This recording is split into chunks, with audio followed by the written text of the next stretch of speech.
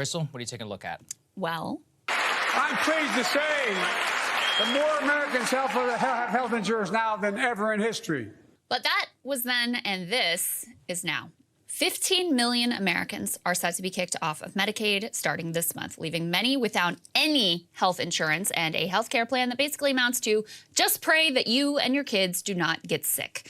A devastating, unnecessary calamity being intentionally inflicted on millions by their own government, one that has been effectuated by Democrats and Republicans acting in concert, and which, outside of this Washington Post coverage I just showed you, has barely registered with the news media that is blissfully insulated from the impact of all of these policies.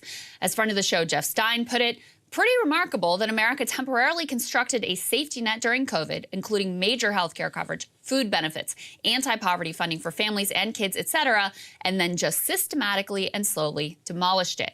With regards to the millions about to be kicked off their health care, the process has a bureaucratic and antiseptic name: Medicaid unwinding.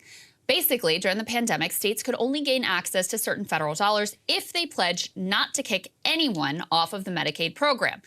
That means that women who had had a baby and would have only qualified until just after the baby was born, they were able to stay on. It means people who may have missed their renewal notices in the mail were able to stay on. People who struggle to complete the mountain of paperwork in time to prove they are sufficiently poor to qualify, they were also able to stay on. And that last category, it might sound small, but it's actually massive. HHS estimates 7 million people will get kicked off of Medicaid who actually qualify due to issues like long wait times, bureaucratic mistakes like sending paperwork multiple times, and missing renewal notices. That could be an especially large problem because of how many people have new addresses due to housing instability exacerbated by the pandemic. Millions more of the working class fall into a giant coverage gap because they live in states which did not expand Medicaid. So those individuals make too much to qualify for Medicaid, but then not enough to actually afford plans on the ACA exchange, even with the subsidies. The Washington Post interviewed a single mom who was set to lose her coverage on just how devastating this is all going to be to her life. So Connie Bunch is mom to a toddler son and a 10-year-old daughter who has cerebral palsy. Caring for a disabled daughter and struggling with her own health issues has made it nearly impossible for Connie to be able to hold on to a job, and certainly not one with health benefits. She was only able to stay on Medicaid because of those pandemic-era provisions. That's a benefit that she believes actually saved her life.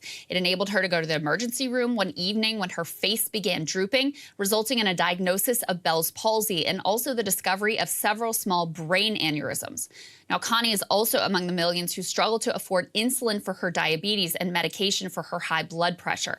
After Medicaid unwinding, who knows how or whether this mom will even survive to be there for the babies who so thoroughly depend on her. But the truth is, gazing at this tangled healthcare mess is to realize how broken the system is, even at its very best. A vast, expensive, dehumanizing bureaucracy is required to determine who checks all the right boxes and lives in the right state to be worthy of basic care. It's actually going to cost states quite a bit of money to figure out who they can kick off the program. Money that, of course, could instead be spent making sure moms like Connie have the care that they need.